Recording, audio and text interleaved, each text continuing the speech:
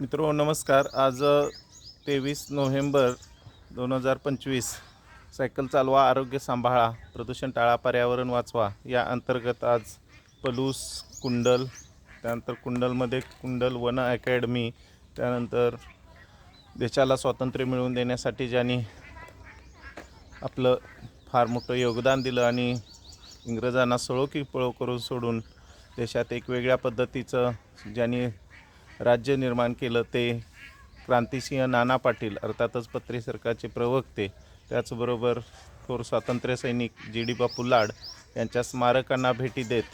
क्रांतिकारकांना आणि त्यानंतर ज्या ठिकाणी आम्ही पोचलेलो आहोत ते क्रांती स्मृती वन, बलवडी, तालुका खानापूर, जिल्हा सांगली, की ज्या ठिकाणी स्वातंत्र्याला आणि त्याचबरोबर आपल्या देशसेवेला ज्यांनी अर्पण केलं आणि हुतात्म्य पत्करलं अशा थोर हुतात्म्यांच्या स्मृती वृक्षांच्या स्वरूपात ज्या ठिकाणी सांभाळल्या गेलेल्या आहेत आणि एक अतिशय वेगळ्या पद्धतीचा आदर्श ज्या ठिकाणी आपल्याला पाहायला मिळतो, निसर्ग आणि देशाभिमान अशा प्रकारचं एक संयुक्तिक असं ठिकाण म्हणजे क्रांती स्मृती वन बलवडी या ठिकाणी सध्या